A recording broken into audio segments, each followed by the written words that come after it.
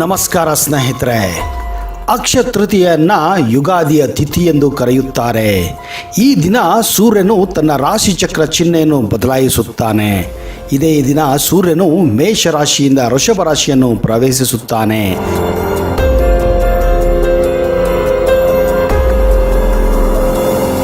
ಅಕ್ಷಯ ತೃತೀಯ ದಿನದಂದೇ ಗಂಗಾ ಮಾತೆ ಸ್ವರ್ಗದಿಂದ ಭೂಮಿಗೆ ಇಳಿದು ಬಂದಂತಹ ದಿವಸವಾಗಿದೆ. ಇದೇ ದಿನದಂದು ಕೃತಾಯುಗ ಕೂಡ ಪ್ರಾರಂಭವಾದಂತಹ ಒಂದು ಪುಣ್ಯ ದಿನ.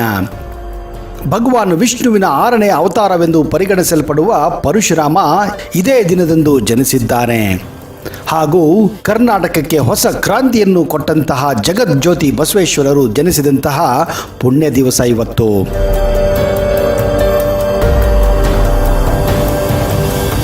ಅಕ್ಷಯ ತೃತೀಯದಿಂದೇ ವೇದವ್ಯಾಸರು ಗಣಪತಿಯೊಂದಿಗೆ ಮಹಾಭಾರತ ಬರೆಯಲು ಪ್ರಾರಂಭಿಸಿದ್ದು.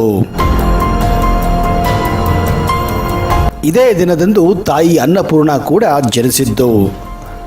ಈ ದಿನ ತಾಯಿ ಅನ್ನಪೂರ್ಣೆಯನ್ನು ಕೂಡ ಪೂಜಿಸಬೇಕು. ಇದರಿಂದ ಮನೆಯಲ್ಲಿ ಯಾವತ್ತೂ ಅನ್ನಕ್ಕೆ ಕೊರತೆಯಾಗುವುದಿಲ್ಲ. ಅಕ್ಷಯ ತೃತೀಯದಂದು ವಿಷ್ಣುವಿನ ಪೂಜೆ ಮಾಡಿದರೆ ಮೋಕ್ಷ ದೊರೆಯುತ್ತದೆ ಎಂದು ನಂಬಲಾಗಿದೆ. ಅದರಲ್ಲೂ ಅಕ್ಷಯ ತೃತೀಯ ತಿಥಿಯ ಜೊತೆ ರೋಹಿಣಿ ನಕ್ಷತ್ರವಿದ್ದರೆ ಮಹಾಪುಣ್ಯಕರ ಎಂದು ನಂಬಲಾಗಿದೆ. ಈ ದಿನದಂದು ವಿಷ್ಣು ಮತ್ತು ಶ್ರೀ ಗಂಗಾದೇವಿಗೆ ಪೂಜಿಸಿ ಗಂಗಾ ನದಿಯಲ್ಲಿ ಸ್ನಾನ ಮಾಡುತ್ತಾರೆ. ಇದರಿಂದ ಎಲ್ಲ ದೋಷ ಪರಿಹಾರವಾಗುತ್ತದೆ ಎಂದು ಪುರಾಣದಲ್ಲಿ ಉಲ್ಲೇಖ ಇದೆ. ಸೂರ್ಯ ಹಾಗೂ ಚಂದ್ರ ಉಜ್ವಲದ ಸಮ್ಮಿಲನ ದಿನವೇ ಅಕ್ಷಯ ತೃತೀಯ. ಸೂರ್ಯ ಹಾಗೂ ಚಂದ್ರ ಏಕಕಾಲದಲ್ಲಿ ಉನ್ನತ ಪ್ರಮಾಣ ಮುಟ್ಟಿ ಉಚ್ಚ ರಾಶಿಯಲ್ಲಿ ಉಜ್ವಲತೆಯಿಂದ ಸಂಭವಿಸುವುದರಿಂದ ಎಲ್ಲ ಕಾರ್ಯಗಳಿಗೆ ಶುಭವಾಗುತ್ತದೆ. ಸೂರ್ಯ ಆತ್ಮಾಕಾರವಾದರೆ ಚಂದ್ರ ಮನಸ್ಸಾಕಾರ. ಹೀಗಾಗಿ ಆತ್ಮ ಮತ್ತು ಮನಸ್ಸು ಪರಿಪೂರ್ಣತೆ ಕಾಣುವ ದಿನವೇ ಅಕ್ಷಯ ತೃತೀಯವಾಗಿದೆ. ಶ್ರೀಕೃಷ್ಣನ ಆದೇಶದಂತೆ ಪಾಂಡವರು ಸೂರ್ಯನನ್ನು ಪ್ರಾರ್ಥಿಸಿ ದ್ರೌಪದಿಯ ಅಕ್ಷಯ ಪಾತ್ರೆಯನ್ನು ಪಡೆದಂತಹ ದಿನವೇ ಈ ಅಕ್ಷಯ ತೃತೀಯ. ಇದೇ ದಿನದಂದು ಚಾಮುಂಡಿ ರಾಕ್ಷಸರನ್ನು ಸಂಹರಿಸುತ್ತಾಳೆ. ಹೀಗಾಗಿ ಅಕ್ಷಯ ತೃತೀಯ ದಿನ ಶುಭ ಕಾರ್ಯ ಹಾಗೂ ದಾನ ಧರ್ಮ ಮಾಡಿದರೆ ಹೆಚ್ಚಿನ ಪ್ರತಿಫಲ ಸಿಗುತ್ತದೆ ಎಂದು ಪುರಾಣ ಕಾಲದಿಂದಲೂ ಹೇಳಲಾಗುತ್ತಿದೆ. ಹಾಗೆಯೇ ಅಕ್ಷಯ ತೃತೀಯ ದಿನದಂದು ಕುಂಕುಮ ಹಾಗೂ ತಾಂಬೂಲವನ್ನು ದಾನ ಮಾಡಿದರೆ ರಾಜಯೋಗ ಕೂಡ ಪ್ರಾಪ್ತಿಯಾಗುತ್ತದೆ ಎಂದು ನಂಬಲಾಗಿದೆ.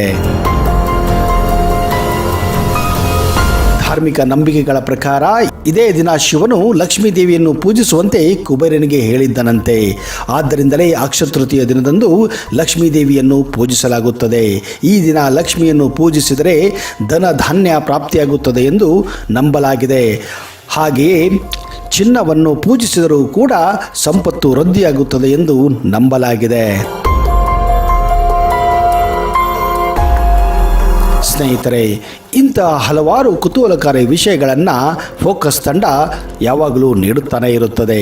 ಇನ್ನು ಇಂತಹ ಕುತೂಹಲಕಾರಿ ವಿಷಯಗಳನ್ನು ನೋಡಲು ಈ ಚಾನಲನ್ನು ಸಬ್ಸ್ಕ್ರೈಬ್ ಮಾಡಿ ಹಾಗೂ ಹೊಸ ಹೊಸ ವಿಷಯಗಳನ್ನು ಹೊಂದಿರುವಂತಹ ವಿಡಿಯೋಗೆ ದಯವಿಟ್ಟು ಕಾಯಿರಿ. ಅಲ್ಲಿಯವರೆಗೆ ಜೈ ಹಿಂದ್, ಜೈ ಕರ್ನಾಟಕ ಮಾತೆ.